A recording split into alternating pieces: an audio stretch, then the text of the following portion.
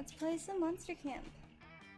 Oh, Sarah, if you're still here, we can play online this game too, which is really fun. Or Monster Prom, we could play together, which would be kind of fun, because it's just a dumb game. We could talk during it too, so. That could be fun. But also Genshin Impact, but I'm saying, like, if you want to stream before you hit Adventurer level 16, we could play this game. We'll play the full game. It's not 60 minutes. When I played, it was like an hour and a half because I narrate everything and talk to chat. Ah, Camp Spooky. Hello, Mona's Thighs. Hello, brother. That is my brother. Say hello. Hello to brother. Okay. Ah, Camp Spooky. The stage of some of our dearest summers. Back then, we were young and unafraid. With school far away, everything seemed possible as the sun embraced us on our way to camp. Summer has that distinct power, doesn't it? You live for the days while the nights inebriate you with possibilities. It's like life could take a turn at every corner. And for us, it did. I've already went over it. I like blue.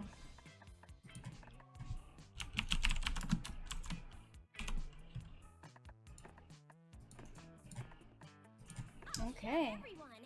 Oh, we have different things this time. Okay, we can have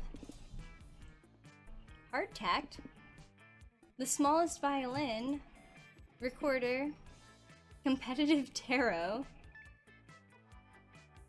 very strong insect repellent, magic mushrooms guide, coral comb, instant post camera, chest 2. Alright, Ursi! She cried! You guys heard her? She's so loud. I don't know if you guys can hear her. Alright. Do I want insect repellent? Or tarot? I think I want insect repellent. Okay. She's she's so cute. One might say that the Monster Prom had hardened us on the highs and lows of love. But no, in love, we're always absolute beginners. And summer camp was no different. No one talked about it, but the idea of a summer love loomed over our heads.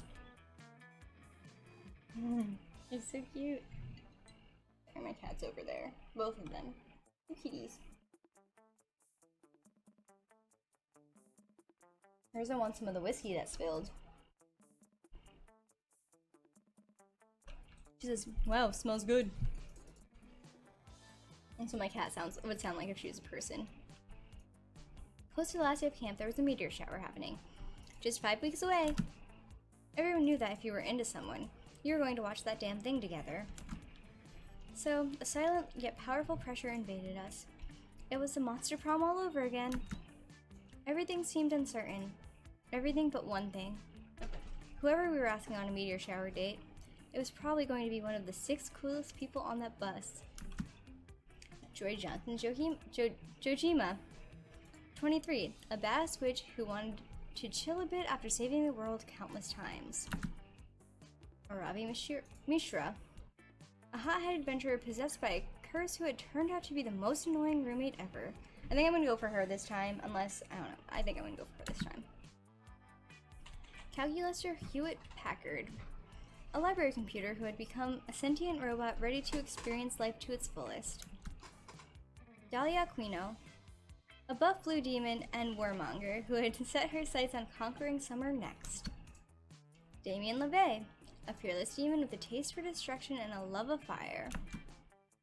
And Milo Belladonna, a Death Reaper doubling as an internet influencer who was profoundly in love with life and all its earthly pleasures.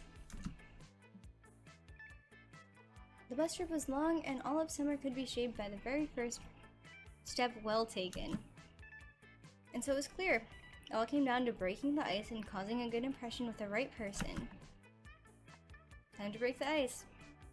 Which of these would be your favorite food? A wine to dine for, the nicest guac, a punch to the face, a yummy USB, burning hot wings, whatever gives you the best stats. A yummy USB is obviously Calculester. I prefer liquor to wine, so we won't do that one. Burning hot wings could be good. Guac's good. Whatever gives me the best stats, I might just pick whatever gives me the best stats because I want good stats. Who was it? Oh, perfect! Oh, are you on that stat boost diet too, Anais? That's cool. I've been doing it too. It's super tough, right? It's almost impossible to get all my daily nutrients. What do you mean, like your iron and fiber and stuff? Just take a multivitamin. Duh. No, who cares about that shit? I'm talking about the important nutrients. Strength, constitution, dexterity, intelligence, wisdom, and charisma. At least Anais gets it. We should work on leveling our stats up together this summer. Yeah, we should. We only had 5 weeks left to woo our crushes and conquer their hearts. But as I already said, we were young and unafraid, and we were ready to start. Alright. So I'm drinking some alcohol again. I already had one glass, I should say.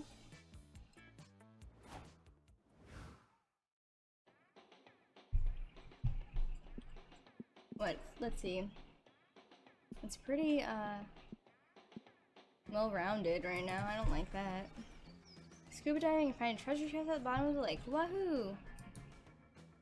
You picked the lock, which is quite impressive if you keep that in mind that you're still underwater. Inside you find over 1,000 fun. Unfortunately, your wetsuit doesn't have pockets, so you can only go back to shore with +2 fun. When you go back, the fish has eaten the rest.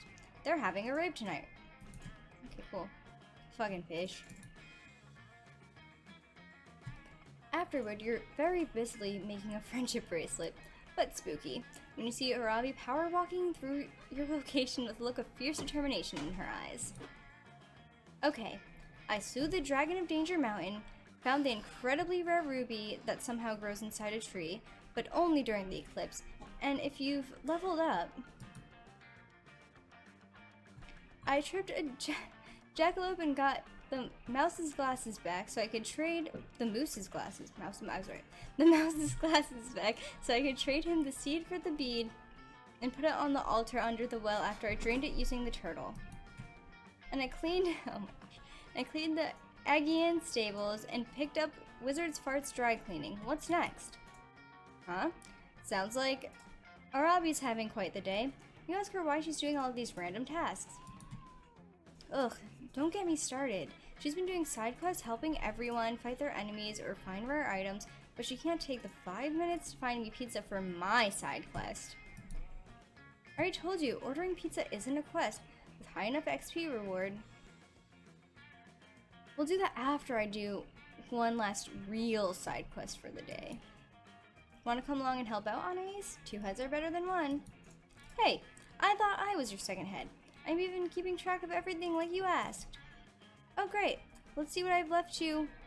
Robert the Robber should date Thomas the Raccoon Landlord? Hex, these are just shipping charts between all my side quest prospects. What's your point?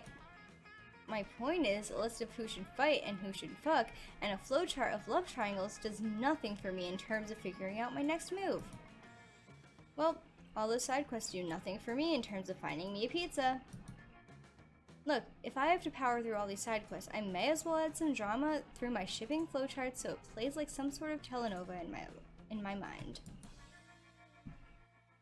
Luckily for Aaravi, evaluating bonkers courses of action based on what stats they'll give you is practically the only thing you do.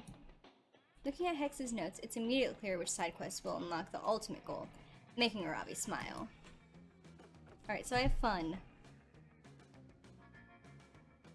But everything else is even. Help the local mayor to open a TikTok account so he can bond with his teenage son. Collect 10 turnips for the town's guard who's totally not using them to pleasure himself. I don't know if either of these are fun. They don't seem that fun to me.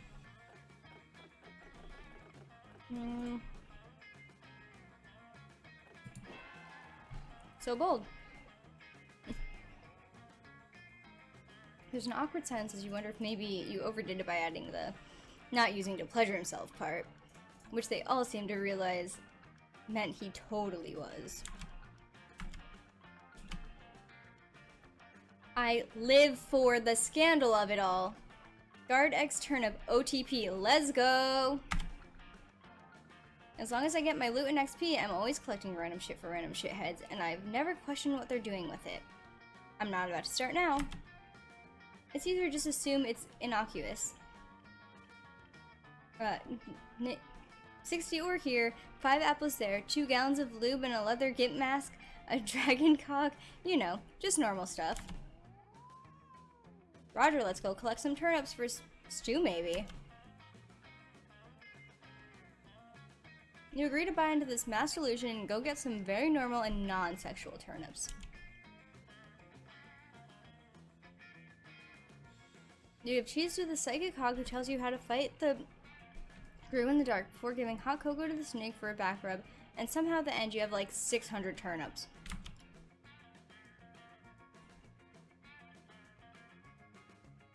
The logic is convoluted, but it makes for a fun bonding adventure. And at the end of the day, you find yourself presenting the blushing guard with a fuck ton of turnips. Don't worry, we don't judge. Which vegetables you take up your butt is none of our business. Oh no, says the guard, looking mortified. No, I said romantic prospects. That wasn't a euphemism. I know how to say that word, I swear. I just wanted to build myself a nice turnip boyfriend to go on dates with. The life of the town's guard can get lonely, and lately, the most social interactions just make me anxious. Same. Good evening, turnip boyfriend. Don't you look dashing? Produce for me? You shouldn't have. Thai food in a movie? I'd love to go. Is he talking for the turnip boyfriend too? You're so nice, Mr. Town Guard. I'll always accept you as you are, and I'll shower you with unconditional love and omega-3 fatty acids. I live for the plot twist of it all. Shockingly, I think the butt thing would have been less bizarre. But this is somehow actually pretty cute. They're a good couple. Hey, Ani, since you're the one who suggested it, maybe you'll be my turnip date one day.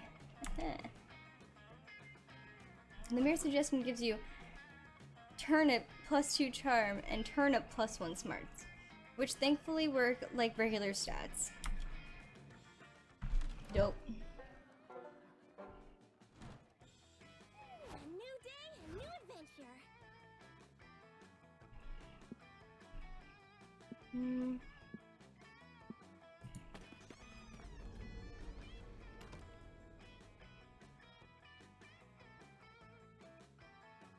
You decide to get your tarot cards read. You decide to get your tarot cards read while you're in the haunted manor. The wicked old lady who offers you the service said it'd be fun.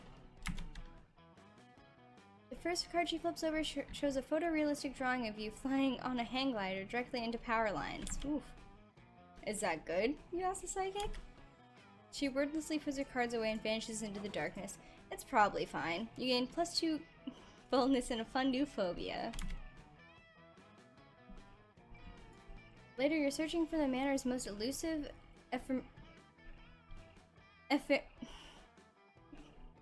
ephemeral being of all, a working cell phone signal. Instead, you find Aaravi and Damien playing poker with some haunted tarot cards. Ha! Royal flesh!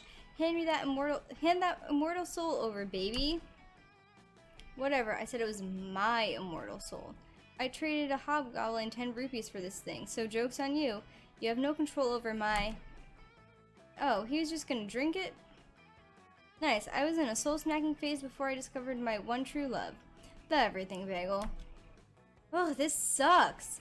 Hey, Anais, you have any souls you want to give me so I can get drunk and forget about how tired and bored I am? Those two took a bet from Joy that they couldn't stay awake during the haunted manor for more than 24 hours, not more than. I'm making up words. I'm just adding extra words to this for some reason. Clearly she thought Damien and I needed a greater challenge after we competed to see who could survive multiple stab wounds the longest. but it's so lame in here that it's impossible to stay awake. The discordant screaming, yes, they're streaming. The screaming of the damn spirits sounds exactly like the lullaby my dads used to sing me as a kid.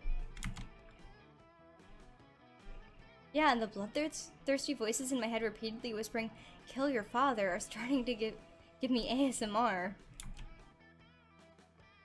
I tried chatting up the cursed paintings on the wall, but all they ever talk about is what they did to deserve being imprisoned in an oil-on canvas for eternity. Yawn. Hey, Anais, why don't you help us not keel over? Either entertain me with your antics or by letting me burn off your eyebrows. It's always nice to be needed. What can you do to keep these sexy idiots from nodding off? Discuss the current injustices and problematic situations so you can all stay woke. Binge 32 Shrek movies in one night. I want to click the Shrek one, I want to click the Shrek one, I want to click the Shrek one.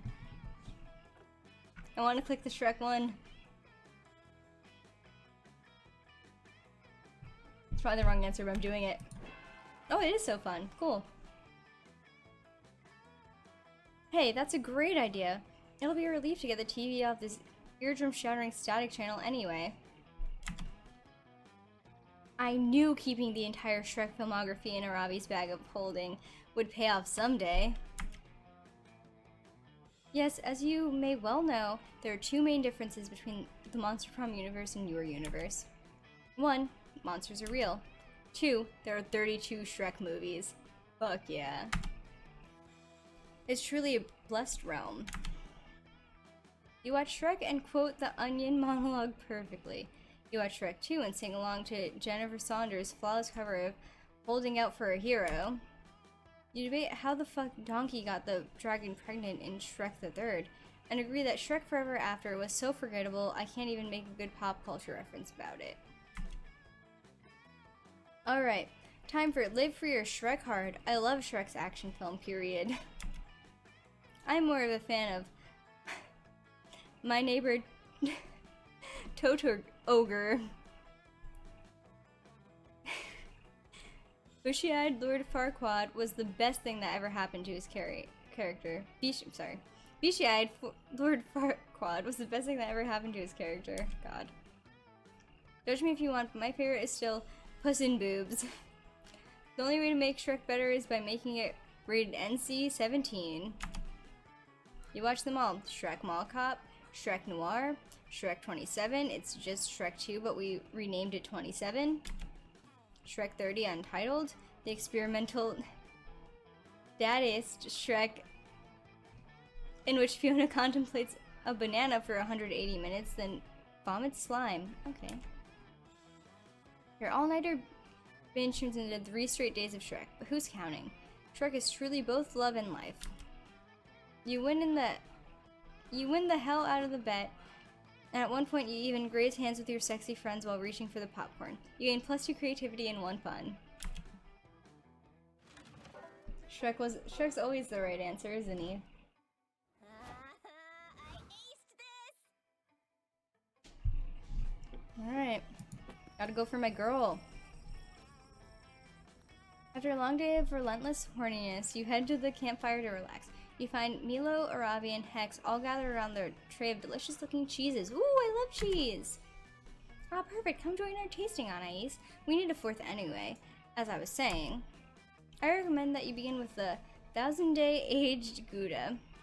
10,000 day aged Gouda. I know you don't often see Gouda as starting cheese, but I think you'll be pleasantly surprised. Next, we have the aged wash rind cow's cheese. This one has a flirtiness that really puts the wind in my sails, if you know what I mean. I know what you mean. You mean the cheese tastes good. God, I'm smart. Yeah, you are. Sure you are, Hex. Obviously, you should finish with the raw milk, goat blue. Fair warning, it's funky. I recommend pairing it with the apple brandy to finish. Aaravi slams a chunk of Gouda in her mouth, and as she's chewing, some numbers appear over her head. Recovered +2 health, +6 agility boost. My inspiration for this platter came from the groundbreaking work going on in Southern Cheesery right now.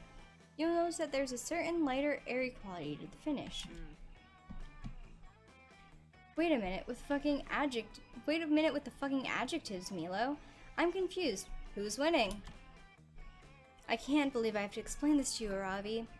But cheese tasting is not a competition. Nobody's winning.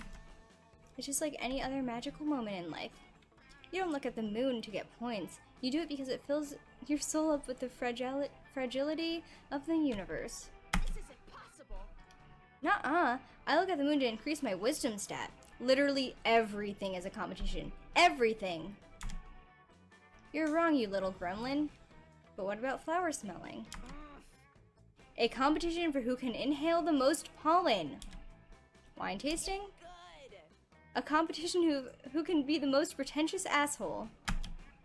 Ravi, I'm concerned that this relentless focus on winning is robbing you of the ability to enjoy the...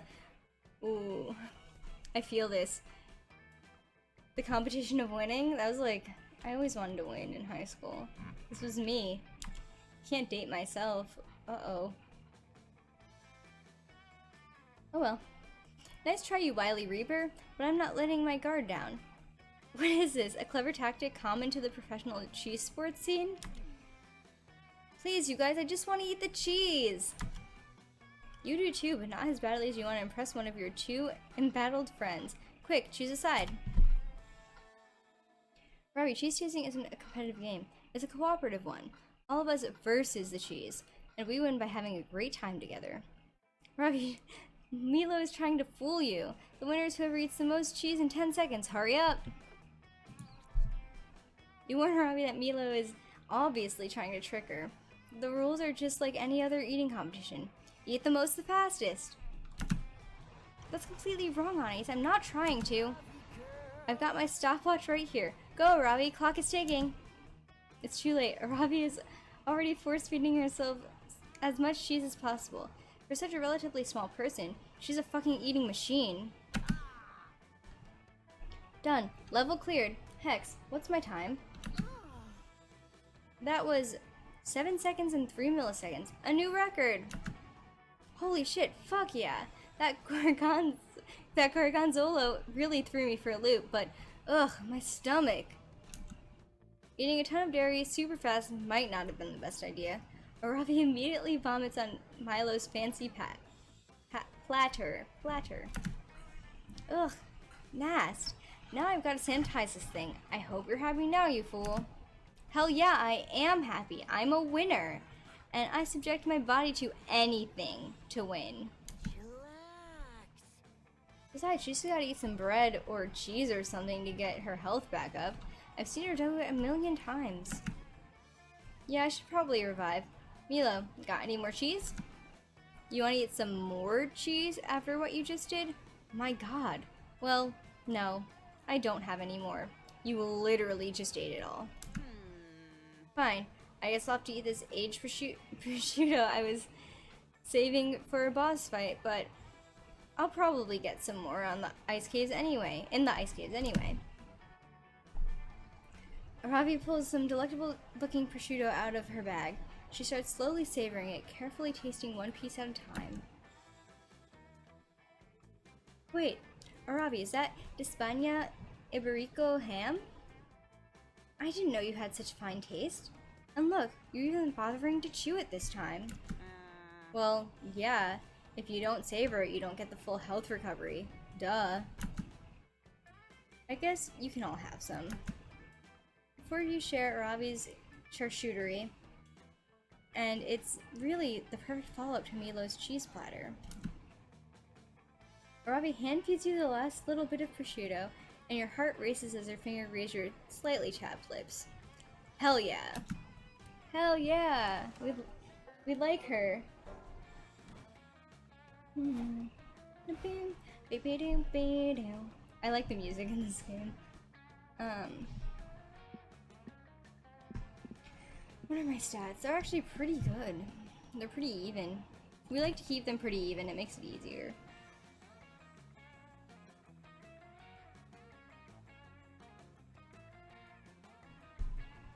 Today you decide to hike all the way across the woods. You want to see what's on the other side. It's a long, treacherous hike that ends up only taking an hour. I guess these woods aren't that big after all. How do you and your friends get lost in them so often?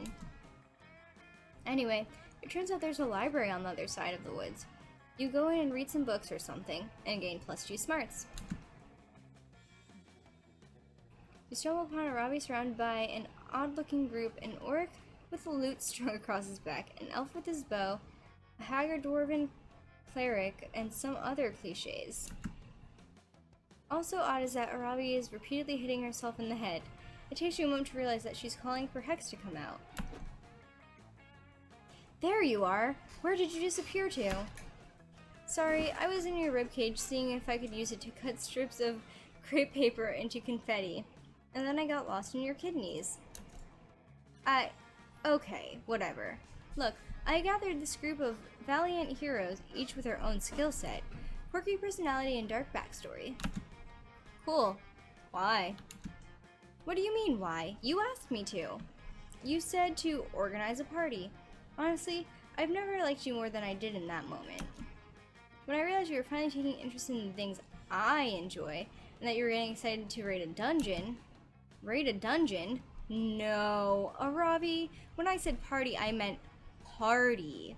Like, with pizza, and confetti, and music, and drinks and games. Can't you just have normal fun without needing to go into dark maze-like dungeons and kill monsters? Gosh. I feel like we will never truly understand each other. You are so one-note, Aaravi, just like the rest of your tropey friends. I was really trying to bond. I mean, we've already bonded in that you're a curse that's attached itself to me, but I mean, like, the spiritual kind. Aaravi seems genuinely disappointed, and you can't have that. Time to turn this party into a party. So Hex will be happy, and Aaravi will be also happy. In a moment of genius, you realize exactly what party member would make the perfect party goer. Oh god. A bard, always a bard. I want to pick a bard, because I like bards. We need some music for the party, right? Ned the Necromancer, did you know he doubles as a powerful baker? If he can raise the dead, he can surely raise a cake. Not so creative, uh-oh. Those other ones smarts then? But I want a bard. Oh well, I did it. So bad. Too bad. Too bad. The bard sounds like fun. Go for it, on ice. No, not the bard. Anyone but the bard. But like, the bard's gonna come, sing some songs, and be a horny bard and fuck some people, and that's a party. Parties aren't ever really good. Someone always ends up fucking in the bathroom. Whatever, okay. But Aaravi's desperate pleas are too late. You already texted the bard, and within minutes he arrives. Did someone order a bard? The bard says, stumbling drunkenly as he proceeds to take the flask off his belt and drain it dry. God damn it. Ravi, my girl, wouldn't have expected to see you summoning me. How come you never call me for adventures anymore? You lost my number or something? No, it's because all you want to do is get drunk and play your shitty songs on your shitty lute. Huh? Says the bard. Anyway, here's Wonderwall. The bard pulls out his lute and begins to play. Oh no, he's one of those kinds of bards. He sure is. For a moment you wonder what those kinds of bard mean. But it soon becomes abundantly clear. Once he's pulled out his lute, it's all over. He plays song after song, butchering American Pie on the flute, I'm Yours on the harpsichord, and Freebird on the xylophone. The entire party is held captive by his terrible one-man concert, with encore after encore, and no way to politely leave or shift the party back to you. To, you know, actual party things.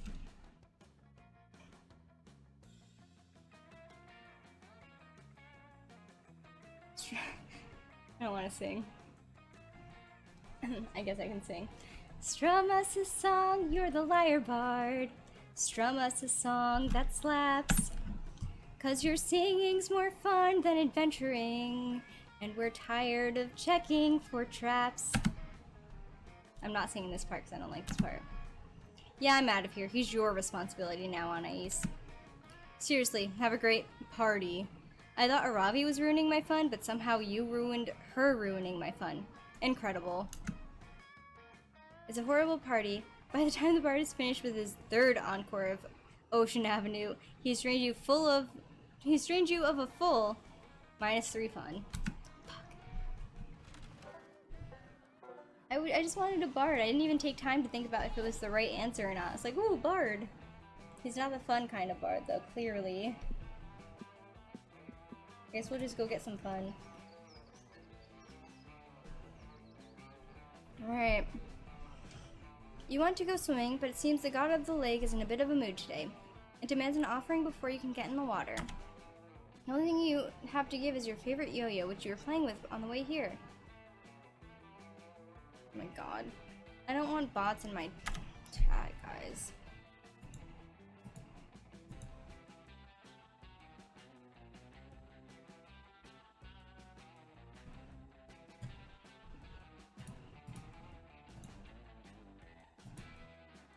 Sorry. Okay. The god of lake accepts your humble gift and is actually kind of relieved you didn't leave something boring like a dead fish or the soul of a mortal.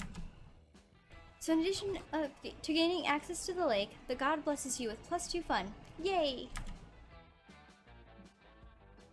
After that, you head to the lake with Hex and Aaravi.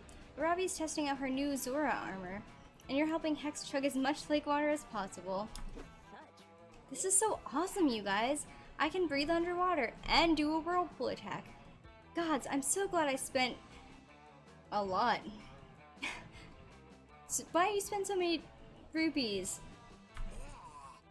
Ew, we're not glugging.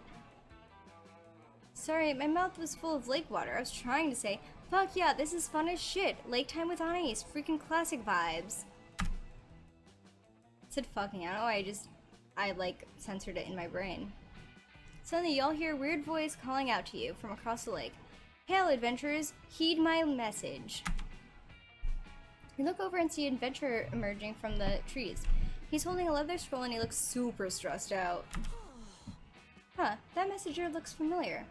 I swear I recognize him. Maybe someone I cursed in the past? Adventurer Aaravi, Adventurer Hex, Adventurer Anais. I have searched for many moons to deliver. Yeah. You've got an important message for us, life or death, blah blah blah. We know the deal. Give me the scroll, noob. The messenger gives Aaravi the scroll, but right afterwards he collapses onto the ground. He appears to be dead. Psh, should have had a stamina potion, am I right? Anyway, looks like the scroll says, venture to the northern wood, bring the scroll, the ring of sustenance awaits you. You guys, this scroll has main quest energy. It's kinda weird, but I bet this is an initiation to a dope-ass dungeon. Ooh, I can smell the loot already. Holy shit, hold everything. I realized why I recognize this messenger. He's an actor! I saw him on TV, in a commercial for that new bagel place that's opening up around here. Then, if he's an actor, that can only mean the Ring of Sustenance is a new bagel store. Aaravi, that scroll is a dope-ass guerrilla marketing advertisement. Yes! Ugh, no, it's definitely a dungeon invite. Not everything is about bagels, Hex, and the Ring of Sustenance is a super dumb name for a bagel store. Psh, not everything is about motherfucking dungeons, little Miss Dungeon Liker. You know what, Hex? I do like dungeons, and I'm not ashamed of it, you green fart cloud. Off my shorts, you loser ass, tsundere ass, RPG ass, nasty smelling ass, full inventory ass, oh my god, Koopa Troopa looking ass bitch. Oh hell yeah, you've been waiting for Hex and Aaravi to have an argument so you could support one of them in a heroic gesture of romantic friendship. Pick a side.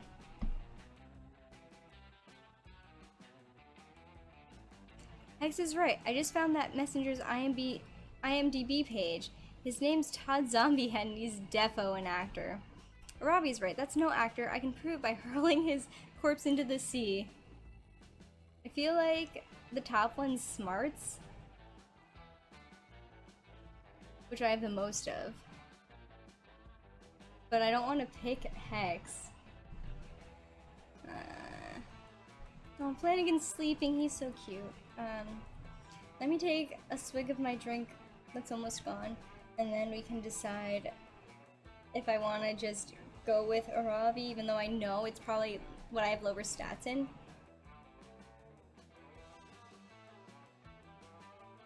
I feel like the top one has to be smarts. Oh, it's creative? What? What? The other one must have been bold then. I thought it was smarts and bold, but that's fine. Huh? Seriously? Let me see that. OMG, clutch Googling on Ice. See, Aaravi? This guy's gotta be an actor. Everyone knows it's impossible to fake an IMDb page. Wait a minute, read the page. Apparently Todd Zombiehead has only played corpses. Look, he played Dead Suspect on Miami Vice, then he was Murder Victim number 4 on Scrubs. Whoa, this guy was Handsome Corpse from season 3 of Gossip Girl. Damn, that's whack as hell. Now that I think about it, he's also playing a corpse in this bagel commercial. Extremely suspicious. Okay, so he's an actor that's really good at playing corpses. Or is he a zombie who somehow has an acting career? And why was he delivering the scroll to us? You guys all stare at the nearby corpse of the messenger first. For a second, you'd think you might have seen it twitch. Is that a zombie? What if he eats your face and or ass? Just to be safe, I'm gonna shoot him in the head with my crossbow. Cool. Good call. Aaravi shoots the corpse with her crossbow 18 times. You're not sure if this guy was a zombie or not, but he's definitely dead now. Yay! Based on the blood splatter, I think that was probably an actor. But this doesn't prove anything, Hex. Even if he was a zombie actor, he could have been hired to deliver the message by an awesome, dangerous, high-stakes dungeon. That happens all the time. Kind of. Ravi girl. Agree to disagree, Robs. I see a bagel shop in our future. But, for now, there are 2 things I know for sure. This will be fun. Thing number 1, we are absolutely heading to the Northern Woods. I'm full-ass invested at this point. Thing number 2, Anais knows what the fuck is up. Fist bump me, baby! You fist bump Hex, which is the highest honor that they bestow upon mortal beings. Noise. Campfire time again. Campfire time! Yay!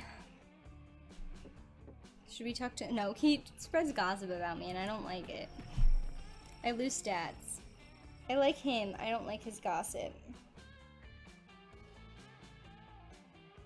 Later you're chilling by the fire when you hear a terrifying, blood-curdling yet also slightly adorable sound. Dahlia and Aaravi's hysterical giggling. What's up, loser? Oh, it's Anais. I guess you can hang out with us if you want. We're just finishing up our weekly girl talk session. Girls' night! Yeah, girl talk rules.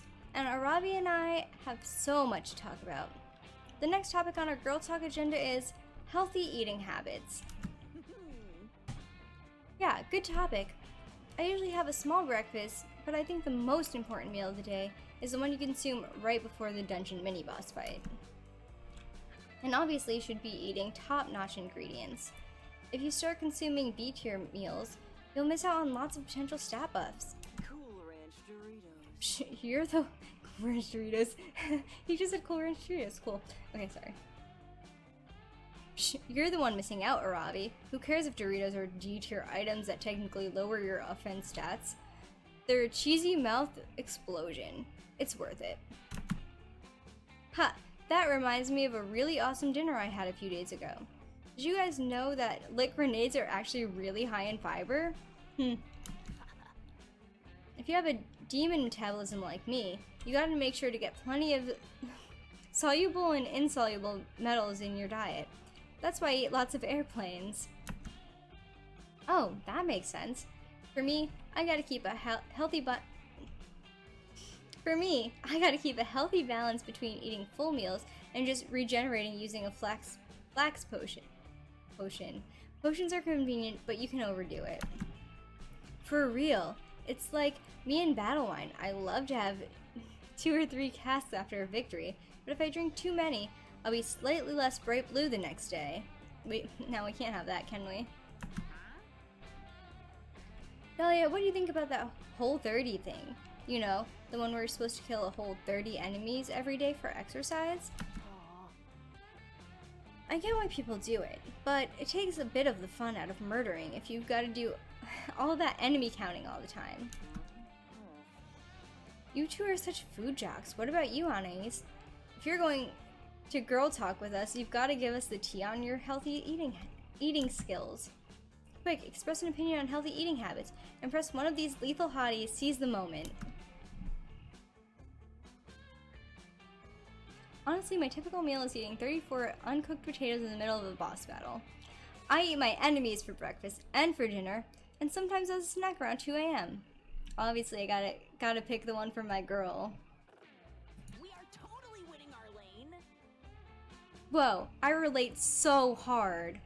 Some people are into calorie counting, but I'm into HP counting. I only eat foods with the highest health regeneration stats. And uncooked potatoes are the #1 best health recovery items. Man, I wish I could eat uncooked potatoes in Genshin, but I can't. I have to make them into stuff.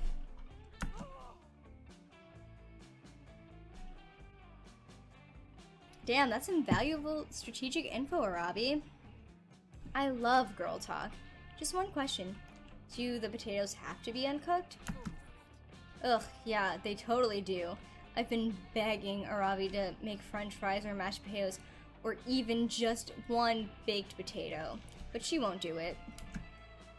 Of course I won't. Cooking the potatoes takes valuable time that could be spent finding more raw potatoes. And I can't tell you how many times my ass has been saved by an uncooked potato. Like, this one time, I was battling against the Necro Wizard of Juanria, okay. And the bastard actually got me down to 10 remaining HP. I know, it's super embarrassing. No, it's understandable. His missed-based attacks are hella cowardly. They just come out of nowhere. Well, anyway, my health was down and he was charging up his finisher power beam attack, and I just started pounding as many raw potatoes as I could in the middle of the battle. And I was getting hella HP from those potatoes, but he got super confused and was like, Aaravi, why are you eating so much in the middle of this battle? Then he got offended by it. He was like, I can't believe you. You're being so disrespectful to me right now. Blah, blah, blah. I cannot believe he said that. What a douchebag. He's the most finicky opponent ever. I know. And after all that, he finally was like, how the fuck are you eating so many potatoes, Aaravi? The amount of potatoes you're eating is terrifying. I surrender. So fussy. Wahahaha! What a satisfying victory! Aaravi, you are one fearsome warrior and one impressive potato consumer. Thanks, I know! Ugh, girl talk is awesome because it's fun to just talk to people who get me. Like Hex, and Dahlia, and especially you, Anais. You know me pretty well, so, thanks. Hex isn't even a girl, Hex is a curse. But okay. I guess you're stuck with him, huh? Aaravi is totally impressed with your boss battling dietary habits, and you should share a romantic dinner of uncooked potatoes later that night. So starchy. Bring out your flasks. We'll gamble. I like to gamble because I still don't know how to do the other version. not because I can't do it.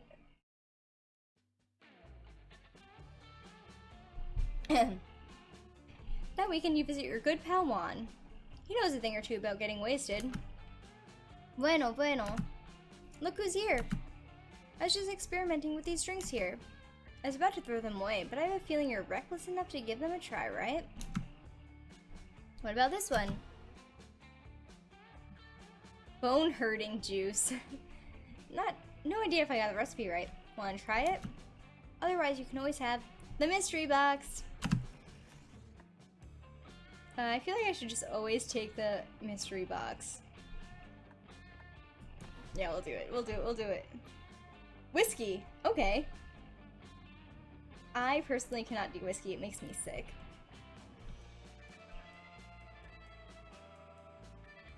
So you know what's cool? Huh? Eh? So bold of me. Hope you're happy with it. No refunds. Alright, let's have this whiskey. Behold, a potion that looks like whiskey. Its power is to taste and smell like whiskey. Nothing else. You have the suspicion that I just made whiskey. Nothing happened. Hope you can stomach that. Happy trails. Okay. That's fine. I'll take whiskey. Erza is sleeping on the keyboard of my tablet. I don't know if you guys can see her. Hold on. Oh, you can't see her? Oh, it's too dark. You can't see her. She's just sleeping on the keyboard of my tablet. She's cute. Sorry, I just turned around and I saw her. What a cute little baby. Let's see, I could still use some more fun. Could just like level up my. I'd never know. The fastest internet in the town you're moving to is. Oh no, are you just don't move. Stay in the house. They can adopt another son. I don't even know if they have kids. If they have kids, they can just adopt another son. The people who are moving into the house. Yeah, we'll get more fun. So, apparently I'm not good at knowing which thing's which. So this is charm, this is boldness, this is creativity, fun, smarts.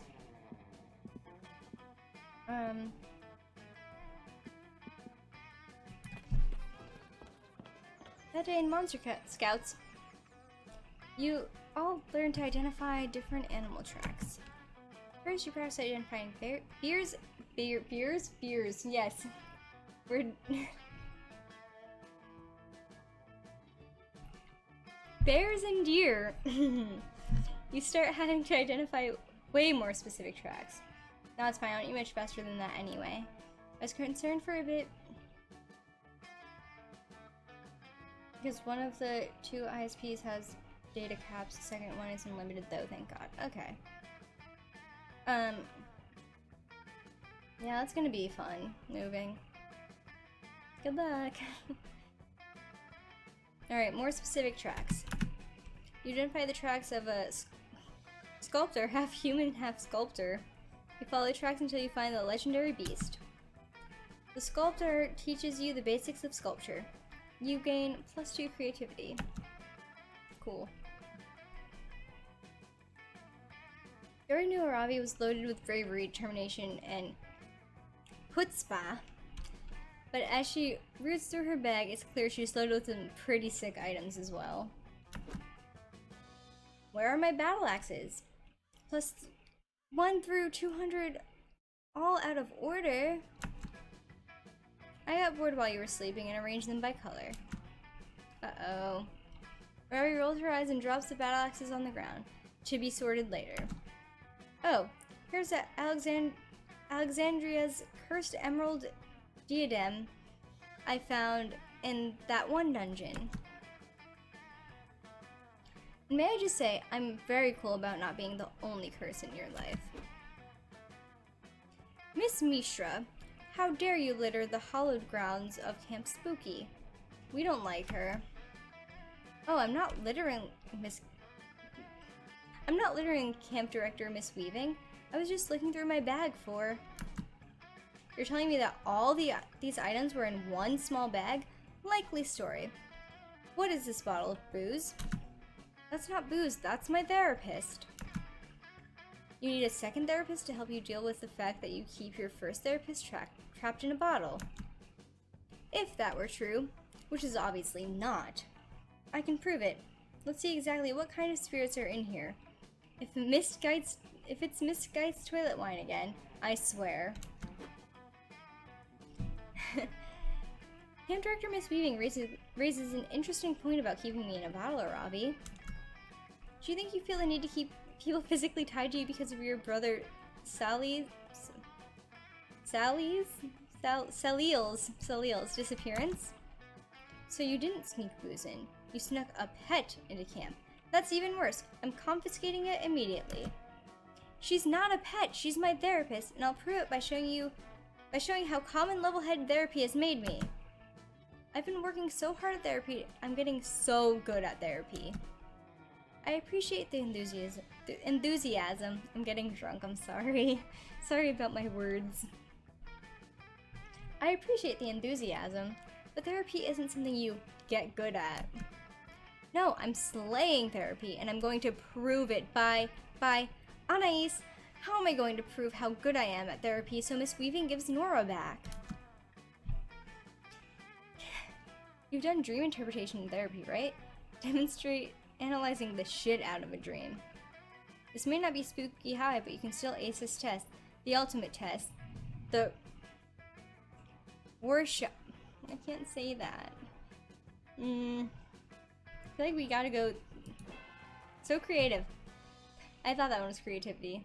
Because it's dream analyzing. What else would it be? But I've been wrong before, so. Oh, that's true. I'm always explaining my dreams to Nora, even when she asks me to stop and move on. Well, Aaravi, even though the dreams can reveal what's on your subconscious mind, it's still important to confront the realities of day-to-day life. But now I'm going to use all that dream analysis to get you unconfiscated. So you see, the therapy trap we set is finally going to be sprung. Therapy isn't a trap, Aaravi. Okay, you guys, everyone listen to this dream I had, and then I'm going to explain the dream I had, okay? Yes, everyone loves hearing about other people's dreams. This is a well-known fact. Okay, once upon a time, and the time was last night, I went to sleep and had a dream, and this is the dream I had. I was walking through the woods, and I got lost, which obviously indicates that in real life, I'm definitely 100% sure of what I'm doing, which is why my subconscious needed to take a break from being so sure. A bear came out of the bushes, and he offered me an ice cream cone. The ice cream was pink, which proves I don't have any unresolved issues with my brother's disappearance. The sprinkles on the ice cream cone turned into dolphins, and they flew into the sky and swam through the clouds, meaning that I am a badass destined to conquer the very stars. The bear invited me to croquet, but the mallets were actually the corpses of all my friends who had each been killed in painful, horrible ways as a result of my failures. Which shows that I'm a healthy, well-adjusted person, and the therapy totally worked. So you see, Camp Director Miss Weaving, this proves that Nora is my therapist, not my pet. I'm going to give you the fairy back just on the off chance that she is your therapist, because you clearly have a lot of issues to work through, Miss Mishra. Ha, shows how much she knows about dream analysis. A lot of issues to work through? Ridiculous, right, Nora? Right? Right, Nora? Right? I am right. Tell me I'm right. Right, Nora? Right? Aaravi, why do you think it's so important for you to feel like you're winning at therapy and cured of your issues? Therapy is a process in which I explain my awesome dreams. Let me tell you about the one I had with the woolly mammoths on RuPaul's Drag Race. Nora dutifully listens to Aaravi's dreams, including the part where she and Anais got up to something she won't specify. Nice. You gain +2 boldness and +1 smarts.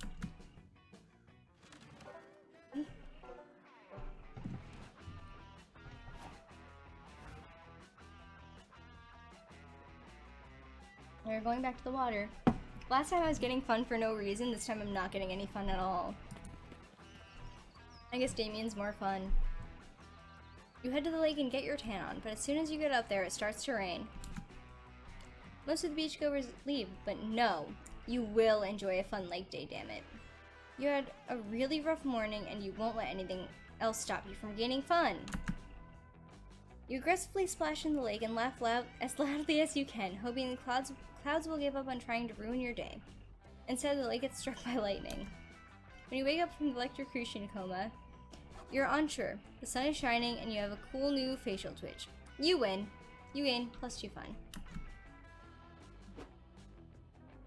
A few hours later, you're out adventuring with Aaravi and Hex. Y'all followed the scroll from that messenger, and now you're deep in the northern woods. You've already found several environmental puzzles and a few cryptic clues. With each solved puzzle, you draw closer to the secret location of the Ring of Sustenance. Strangely, all the puzzles and clues so far have been vaguely bagel-themed. Whoa. Once I rearranged these glowing stones to spell locks, a scroll appeared. Damn, this is some dope-ass guerrilla bagel shop marketing. This promo slaps. Shut up, Hex. For the last time, Hex, these clues are leading us to a dungeon, not a fucking bagel store. It's so obvious. Ugh. You'll see when we get there. What does the scroll say? Psh, whatevs, bagel hater. The scroll says, you near the end of your quest, triumphant adventurers. Walk 2 miles to the north. The ring awaits you there. Whoa. Finally, we've solved all these annoying intro puzzles, and now we get to dive headfirst into some sweet, sweet dunge. Gods, I hope it's multi-leveled with super complicated layout. Toads. But just in case it ends up being a bagel shop, I should prep first. I gotta make sure my patent cream cheese utility belt is full of maximum flavors. Gross, but also, yeah, we should get ready. I should head back to my stash and optimize my inventory. I'm all short range high damage right now, if you know what I mean. Aaravi puts a bag over your head and leads you to her nearest fully stocked weapon stash. She starts reviewing her inventory. Okay, I just gotta pack enough for a full dungeon run. Let's go with 20 green potions for healing, 20 red potions for mana, and 400 apples in case I need a quick +5 health. I'll need all 128 different types of crafting materials. Dungeons are unpredictable. You never know when a mini-boss is going to be weak against Iridium Core.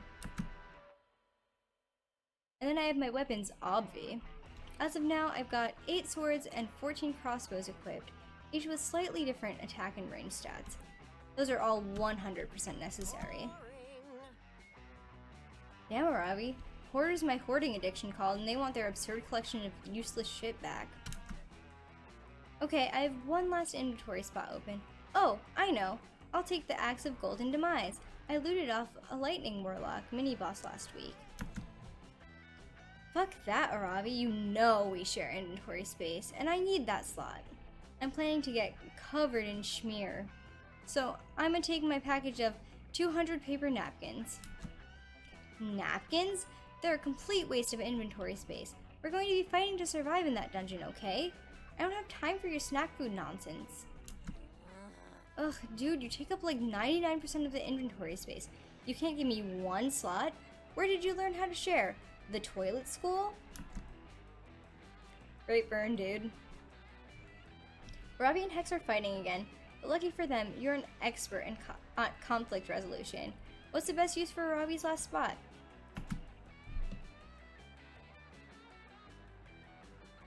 Hex, the Axe of Golden Demise isn't for slaughtering enemies, it's for slaughtering bagels by chopping them perfectly in half. Aaravi, napkins are just tiny shields. They might not give a huge defense boost, but you've got 200 of them here. Mamma mia, that's a lot of shield. Whatever's not charm. This one might be charm. Might be creativity though. Oh, it's fun. Okay, never mind. Ignore me. Psh, bullshit, Anish. You're making up a dumb lie to trick me and impress Aaravi. I'm not gonna fall for it like the other idiots around here. No, they're right. The Axe of Golden Demise is the pinnacle of bread-slicing weaponry. I'll prove it.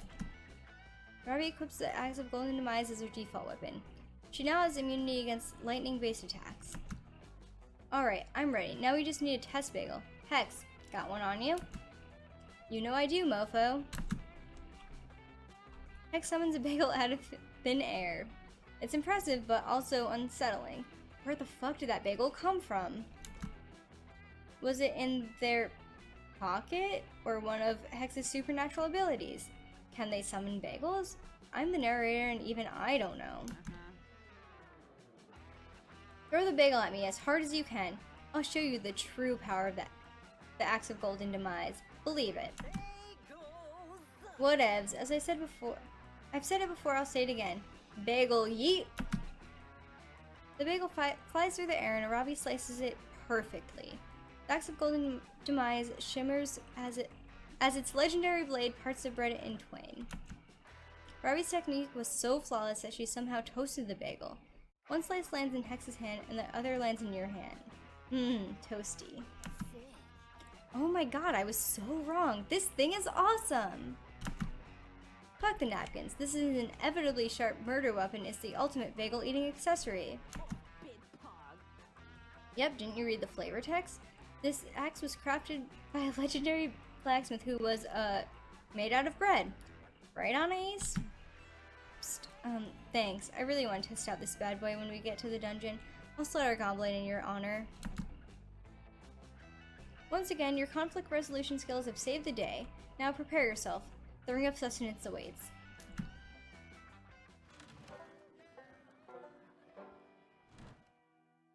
Ghost story, ghost story.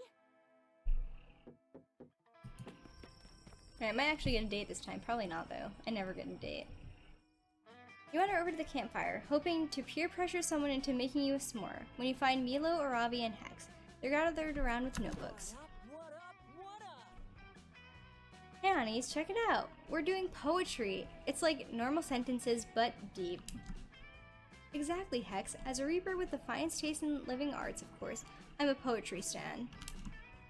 In my infinite compassion, I thought that poetry could be a nice exercise for Aaravi to connect with her feelings, and embrace the now with a little more joy.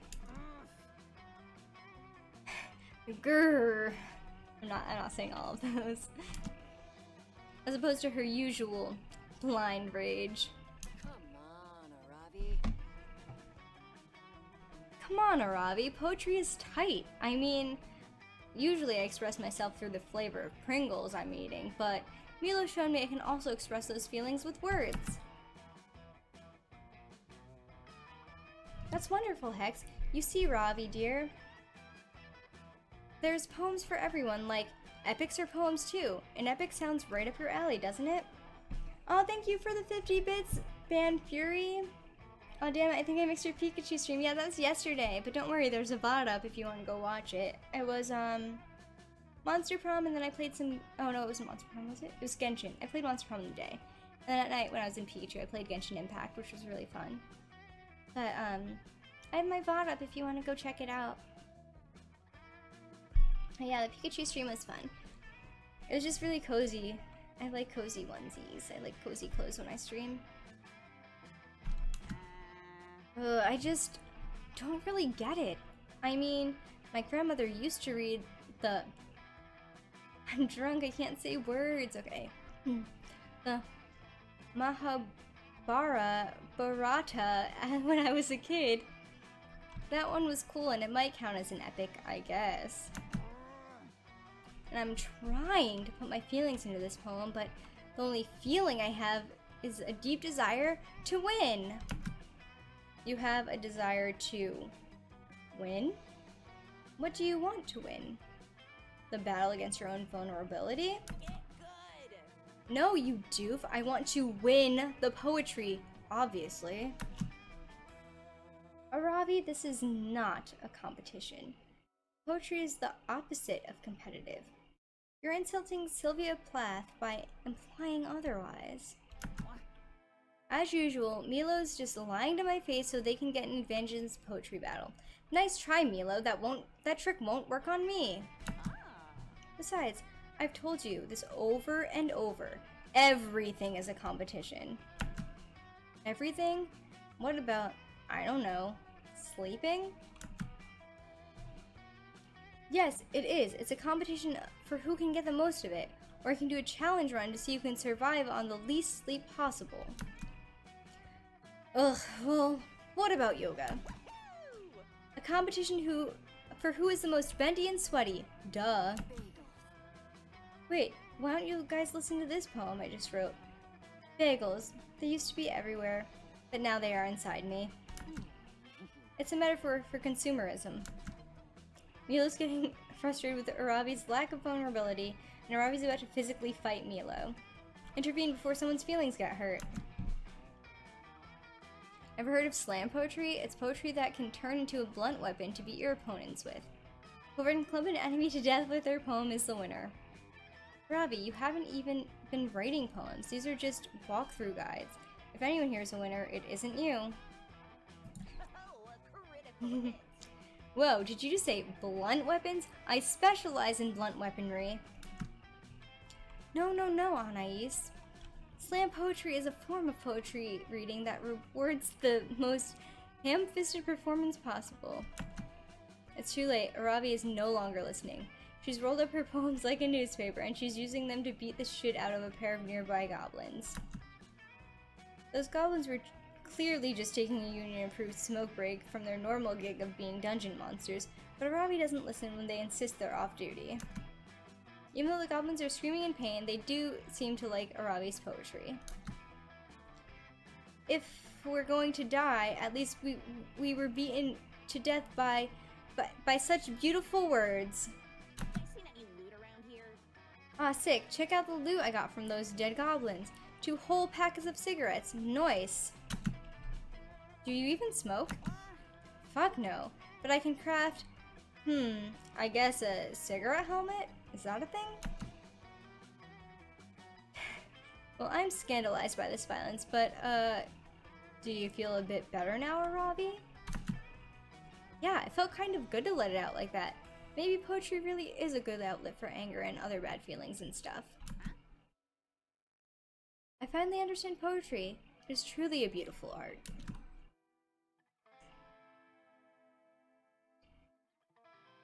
I'm so happy we're finally on the same stanza. Yes, a beautiful art, just like Taekwondo, or Jiu-Jitsu, or cutting someone's head off with a longsword.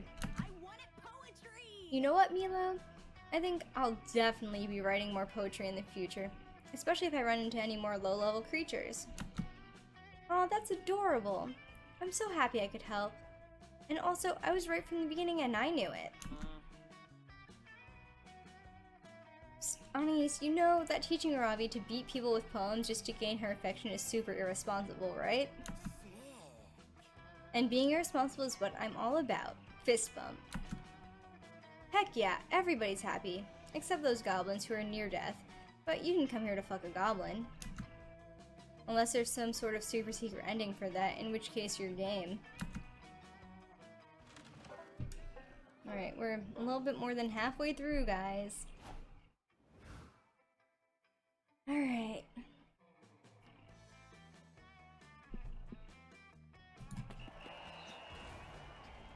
While you're in the throes of battle at Camp Dome, one of your teammates suddenly gets shot by 3 swift arrows.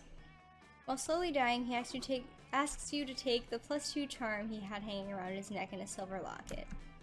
It's a family heirloom. He wants you to take it to his father and tell him his son died in battle. While crying, you promise to do so. You'll honor his death. The thing is, later you end up watching 15 episodes of Garfield back-to-back, and you totally forget about your promise. Oopsies. You wind up in the dome playing a game of extreme dodgeball against camp rival camp. Okay. You have super weak wrists. You have super weak wrists and you're afraid of balls, so you volunteered to guard the jail. Jail is really just a chalk square on the ground where you're keeping prisoners from the other team, but Joy, Aaravi, and Damien are all on guard duty too. Your jail only has 1 prisoner, but he's a doozy. It's Morty the Minotaur. Uh-oh. He's from Camp Rival Camp.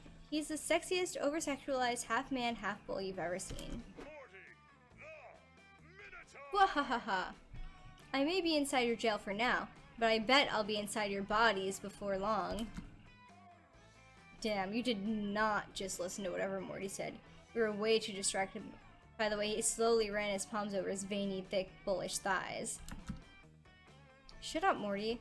We're close friends that have supported each other through countless absurd shenanigans. We outnumber you, and besides, you're way too dumb to trick us. Mwahaha. Foolish camp, spooky babes. Guess it's time for me to break out of the old Morty the Minotaur... For me to break out the Morty the Minotaur mindfuck on him. You know, it seems like Joy is the alpha in your little group, so between Aaravi and Damien, I guess Aaravi is the beta because she's way stronger than Damien. Just one bull's opinion. Fuck off! Hey, watch your hot mouth. How could you say that, Morty? I'm stronger than Aaravi. Take that, Haha, no chance in hell, Damien. You're a scrawny demon boy with a resistance to fire and no other special moves. I've taken shits that are higher tier than you are. That's so mean. Always the same with you. Oh, look at his little butt. Can you guys see his butt? He has a heart cut out on his shorts. So stupid. Hey idiots, calm down. Morty is obviously just trying to pit us against each other and then escape. It happens in literally every movie. You two, come on. Back off, Joy, and Aaravi. You can eat my battle, asshole. I'll wreck you and your little curse too. What the fucking hell? What did I do? I mean, yeah, I'll fight you. But only because I think I smell some beef jerky in your pocket. Ugh, whatever. I want it on record that I tried. Bahaha. Their minds are like putty in my thick, girthy hands. Now for the climax of this encounter. You can look for free. Oh, hell, you can touch for free, too. Hey, Joy. Let's ditch this dumb game. If you get me out of this prison, I'll give you a back rub while you read in perfect silence. Okay, that's kind of tempting. Morty's divide and conquer strategy is working. Find some way to resist his mind games and restore peace and trust among your friends. This game of dodgeball depends on it. When times get tough, you can always bring people back together through an emotional flashback montage. I'm pretty even besides fun. Forget about your differences and focus on one thing you all have in common: having a skeleton inside your bodies. Is flashback montage fun? It might be fun. I don't know.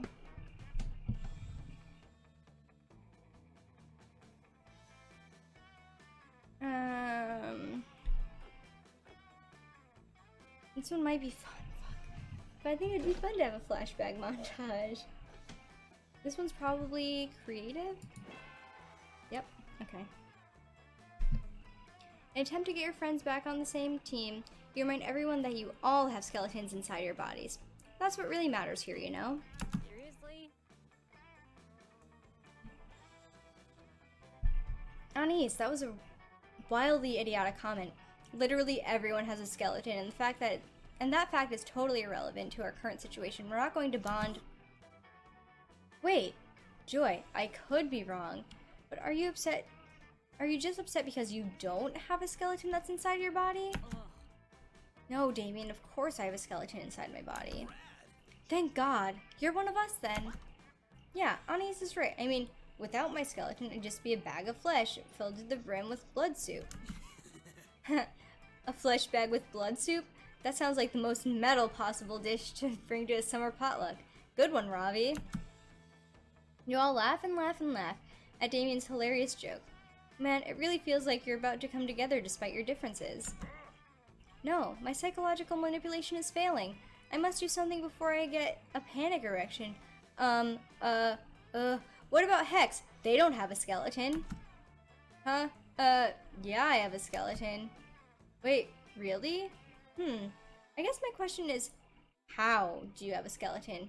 Or maybe, where? You guys, I said that I have a skeleton, as in, I own a skeleton. Let's just leave it at that and not ask any questions about where I got the human skeleton that I own. Fine with me. As far as I'm concerned, owning a skeleton counts as having a skeleton. Same fucking thing. God damn it, you're all too accepting of one another. I shall never divide the iron bond of your friendship. My adulterous temptation was not enough. Let's save the world. Ha, yeah. Hope you learned a lesson, Morty. You can't fuck with the BFFs that have skeletons, gang. Which is us, if that wasn't clear. You guys hung out all day talking about skeletons, even though secretly you don't have a skeleton yourself. Shh. You gained +2 boldness and +1 smarts. Cool. Brought my first aid kit, just in case.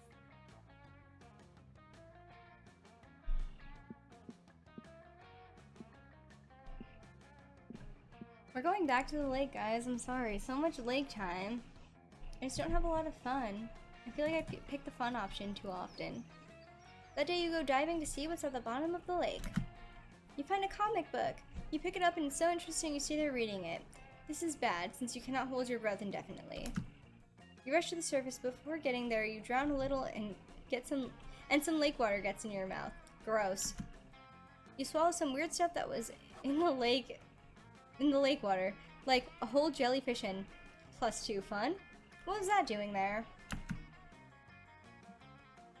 After that, you're chillaxing on the shore when what feels like a slightly padded cannonball hits you. Padded cannonball? What? Okay, sorry. A slightly padded cannonball hits you in the back of the head. Aaravi, oh my god, this is why you're supposed to say, my ball, so nobody else tries to dive for it and hurts themselves.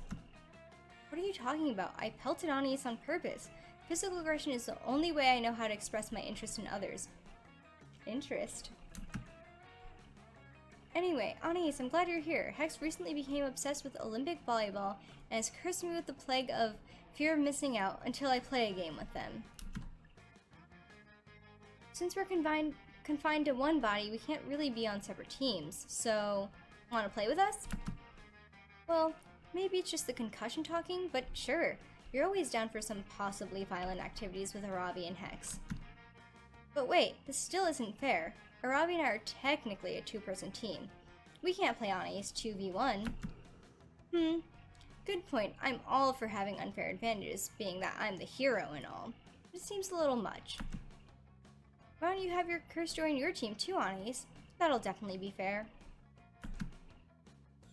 You explained that, much like the majority of general populace, you are not subject to a terrible curse. What? No way!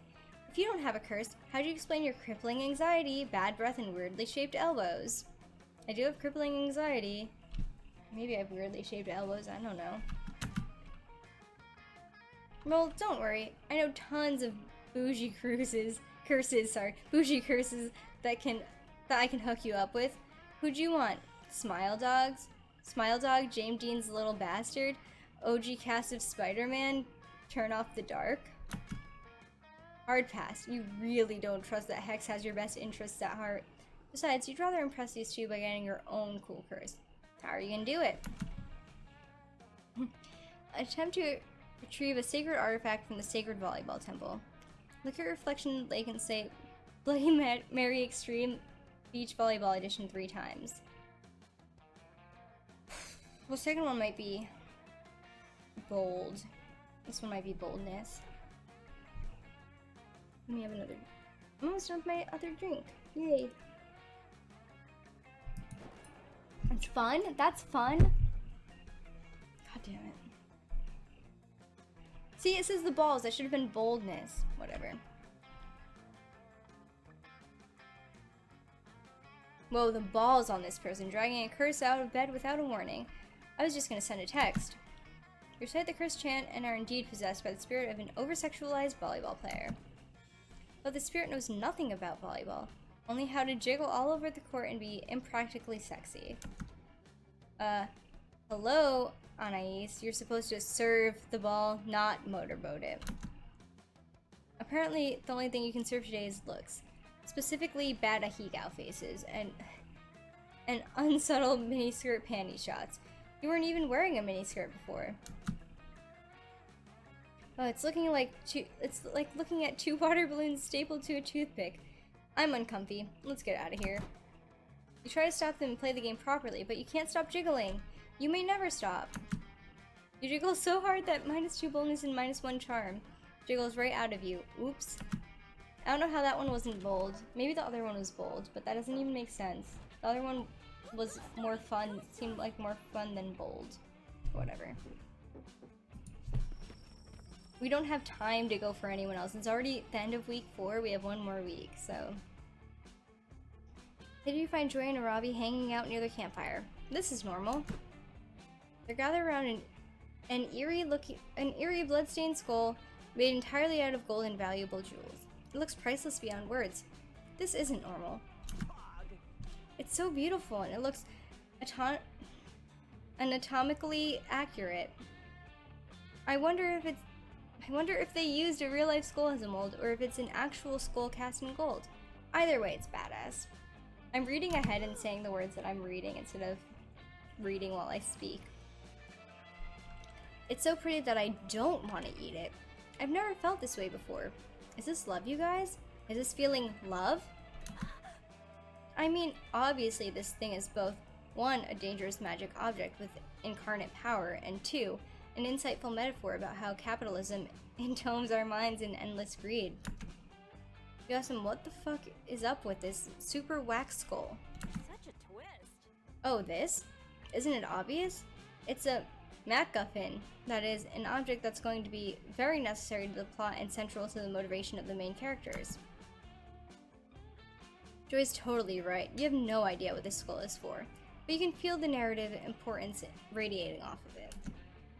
We're not really sure what the skull actually does or where it came from, or if it's cursed and going to drive us into a fit of insanity that makes us eat our own hair. But literally, who cares? I'm a MacGuffin this awesome is guaranteed to have a huge narrative payoff. The adventure must begin. They're always so satisfying. This is going to be such a good start for my next adventure. Excuse me, did you just say your next adventure? Was Aaravi, when we stumbled upon this golden skull on that strange altar in ruins of the Temple of Istis, I think it was pretty obvious it was there for me. I'm the main character. Ha, that's hilarious. Joy, sorry to burst your bubble, but you're definitely a B-tier side character for comic relief. Your bit is that you think you're the main character. I've got everything a main character need. An emotional backstory, bloodlust, high DPS, and now I'm going to add that 6 gold to my inventory too. Aaravi, I really do understand where you're coming from, because my deep empathy is what makes me such a good leader and natural protagonist. But I'm afraid you're sorely mistaken. That skull is mine. I am certain that it's going to inspire at least a 3-episode arc, and it's way more in my genre than yours. You guys are both wrong. I'm the main character. This is a local multiplayer comedy dating sim video game, and that skull is made of chocolate. Whoever the main character is, you're sure for one thing, it's not you. So help decide which of these honeys gets that MacGuffin. Something this heavy is going to take up at least 3 inventory slots. Joy's the only one here with the requisite inventory space. According to D&D Beyond, this item has +3 Constitution modifier and is best wielded by someone with a high armor class. Only Aaravi can use it properly. You knew you recognized this skull from somewhere. Whip out your Dungeon Master's Guide and flip to the inventory catalog where you find the entry for Skull of Olmec. Add an extra L. Aaravi grabs your DM guide and starts waving it in Joy's face. It's pretty adorable. Joy, look! I totally get the skull because this book said so. It's right there on the page and everything. You love books so much. You'll just have to trust this one. Remember how you're always being annoying about wanting to read a book by yourself? Well, maybe you can read this one. Spoiler alert, it says I'm right and you're wrong. Best book ever. Read it and weep. that was sad. Hecate, help me. Alright, Aaravi, out of respect for books, I'll back down. Enjoy the MacGuffin, you obnoxious tsundere. Joy leaves and you're expecting Aaravi to investigate the skull, but she's way more interested in your DM guide. Whoa, have you seen all the cool gear in this book?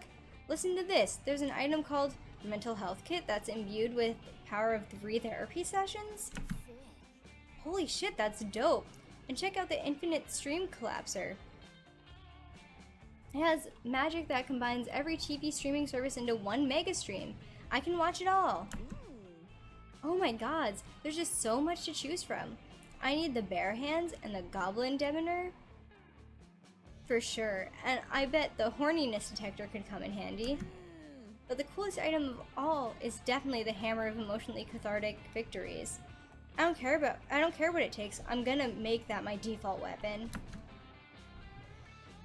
Dang, I never expected a book to be fun. Anis, we've got to adventure until we find this shit. I'm gonna be so buff that my stats will look like phone numbers. I guess you were pretty great. So thanks, I guess. It made me happy when you said I was the main character, but don't read too much into it. Nice. Aaravi may be the main character, and Hex may be the comic relief, but you're definitely contender for the love interest. Praise be to McGuffins.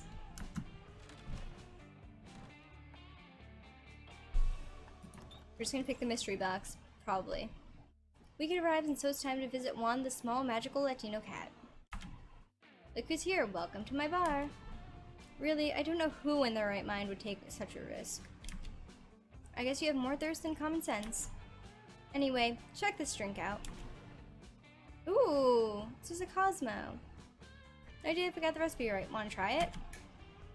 Otherwise, you have the mystery box. It's just a Cosmo.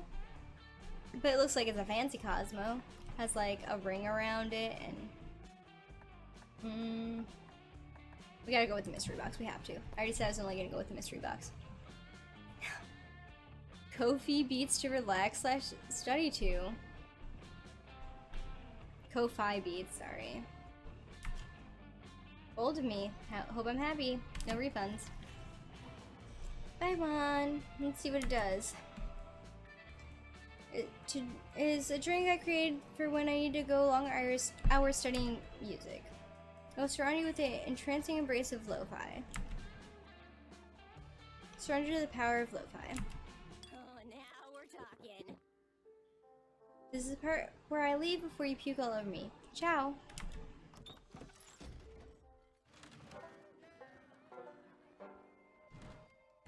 Alright, we're almost done. Just in case. We'll get some charm.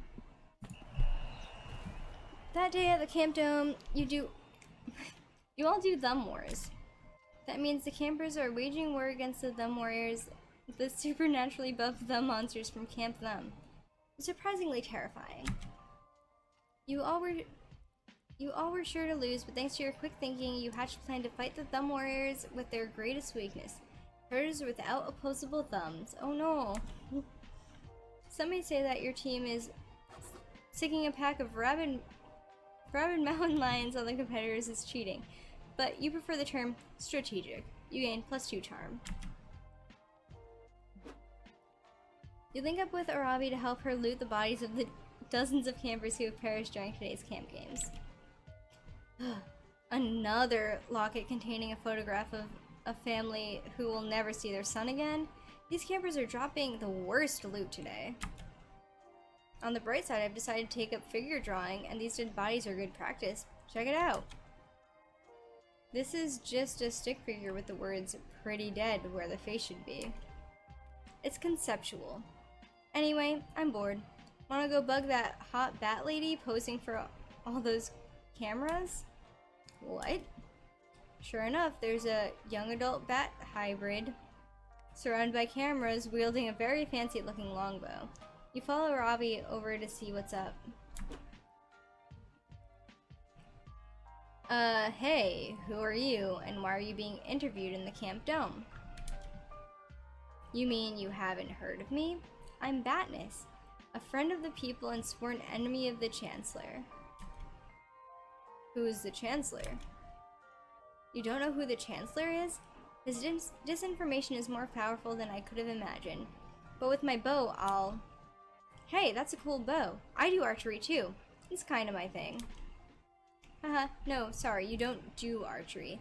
Archery is my thing. I'm the protagonist, so... What? I'm the protagonist, you nocturnal mammal piece of shit? Prepare to get stabbed! Wait, Aaravi, didn't your therapist say that stabbing sometimes isn't the answer? I'm no expert, but I think this might be one of those times. Yeah, I guess you're right. Man, being emotionally mature is hard. Aaravi puts away her knife and pulls out her crossbow. Yeah, that's a great idea. Being her in an archery contest will show her once and for all who the protagonist really is. Oh, yeah, beat her in an archery contest. That was my plan all along. Let's do that. And so the contest begins. Aaravi shoots a bullseye, and then Batness splits her arrow with another bullseye. Then Aaravi splits her arrow, and...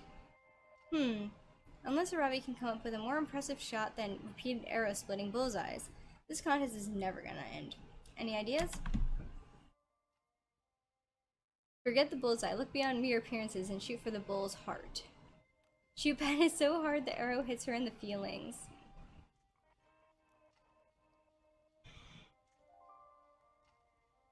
This might be creative. This might be bold. I don't know. I don't know. I have the same creative and bold, so it's kind of hard to tell which one.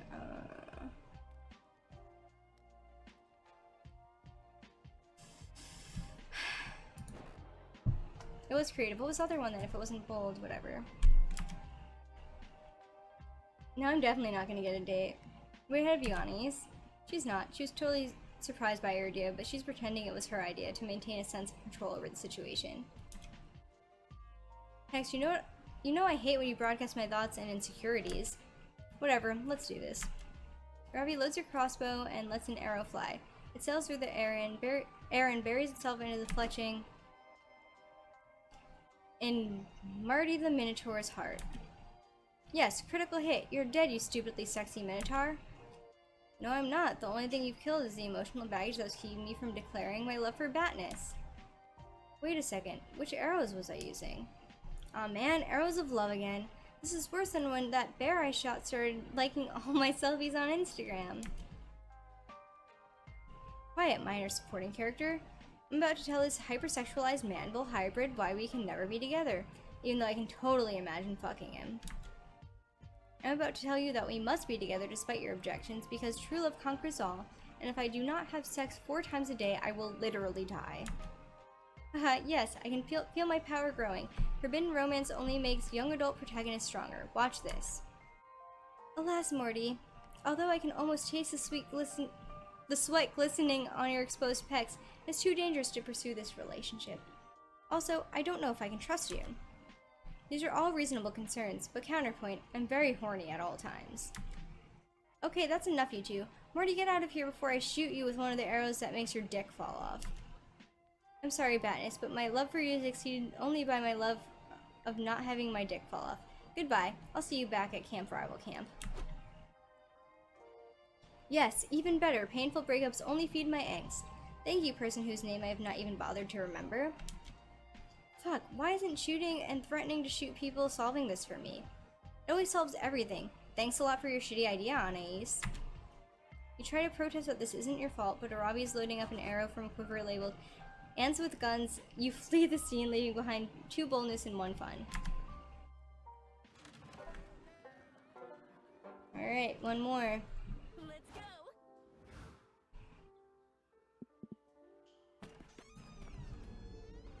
You're searching the haunted manor when you come across an enchanted doll that promises to grant your wishes. Cool. You take it. It possesses you, of course.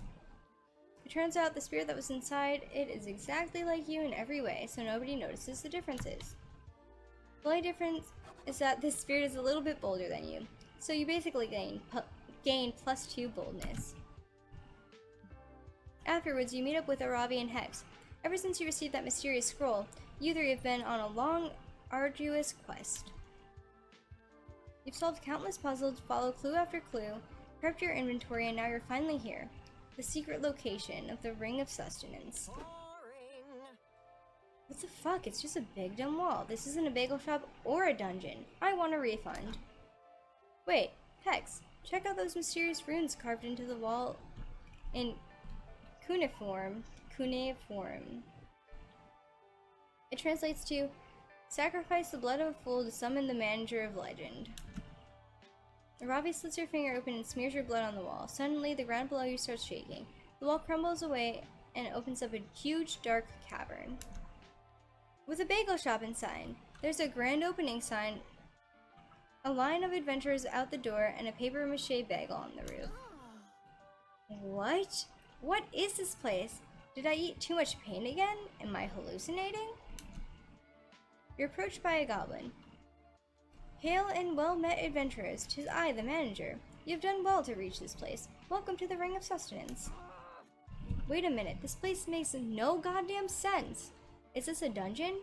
Can I shoot you with my crossbow for experience points?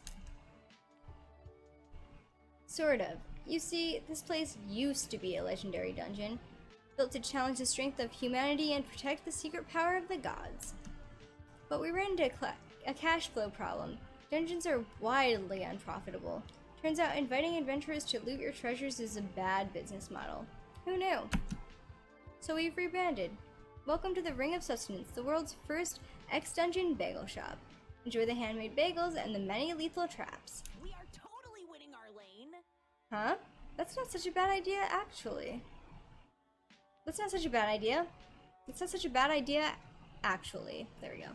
Oh, the fun of bagels with all the danger of a dungeon. Fuck it, let's get some bagels. You all go buy some bagels. You have to jump over several spike pits to get to the cashier. You trip and get stabbed, but your pumpernickel bagel smells delicious. After that, you three hit up the Schmear station for some cream cheese. There's a grumpy-looking goblin guarding it. He immediately starts screaming at you. Greetings, 'tis I, Noomslax,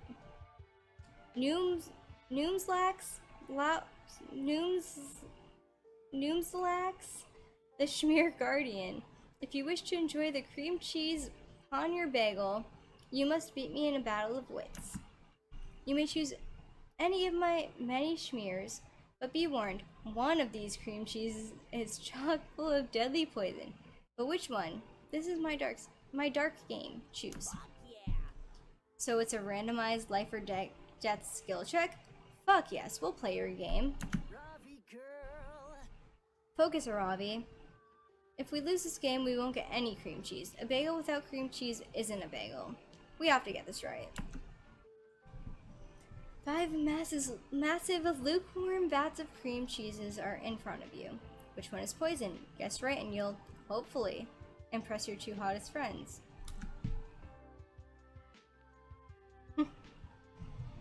Trick question, all of the cream cheeses are poisoned, with chemical additives and refined sugars.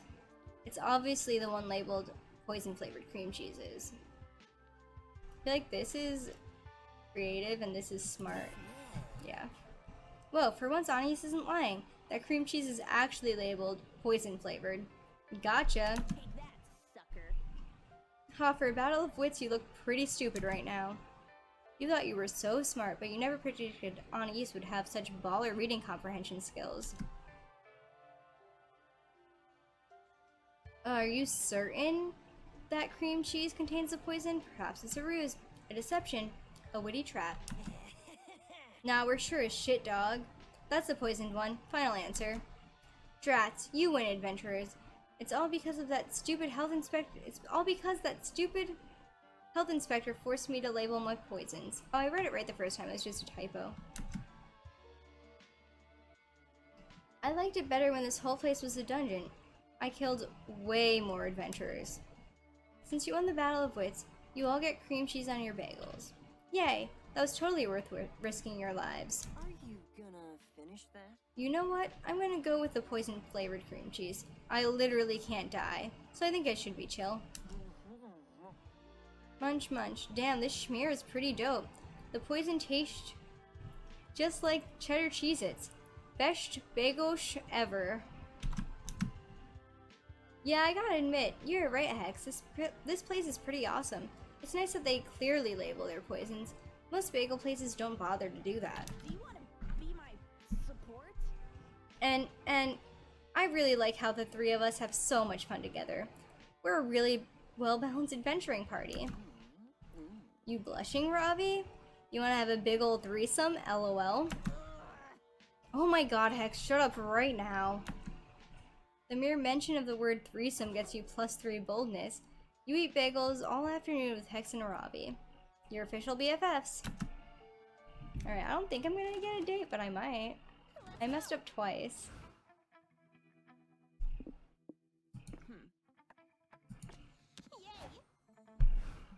But we'll see.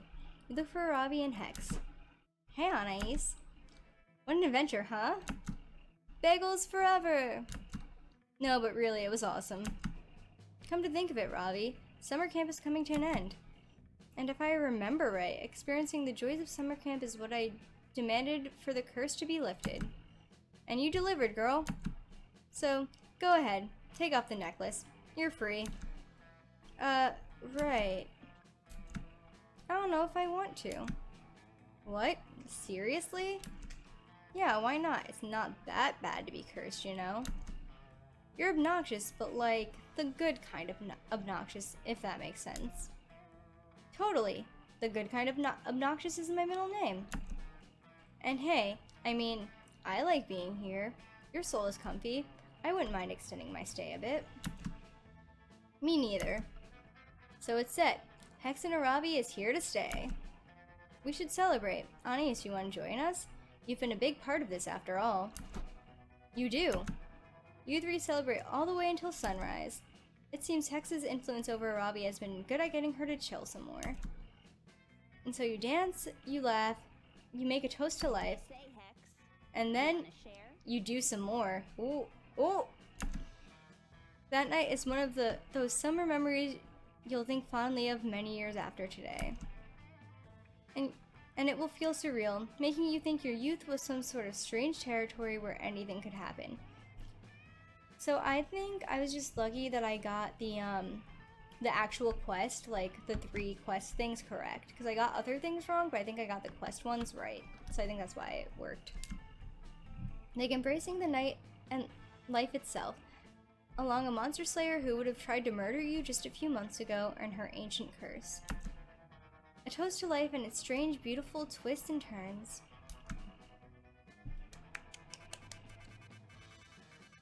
Oh, that was a secret ending. Gangster is holding your hand hostage. Aw, she loves you.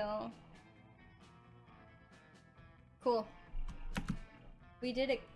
We did it, gamers. Urza is on my tablet. I wish you guys could see her. She's staring at me now. Oh, you're getting up? She's on my tablet keyboard. She's typing on it, probably. Before you knew it, those weeks were gone. If I try to move, she bites it. Oh no! She doesn't want you to move your hand. It felt like a hot minute, and it felt like an entire lifetime. That night, we saw summer coming to an end, and we all wondered what would come next for us. It felt like the end of something big. Little did we know, life still had many wonders and misadventures in store for us. Now I'm older and I can see it, how those years became the foundation of the mythology of our lives. Broken hearts turned tragedies sung for centuries, while nights became epics treasured forever. Every kiss and every laugh is now constellation we'll always find while gazing into the starry night, no matter how many years go by.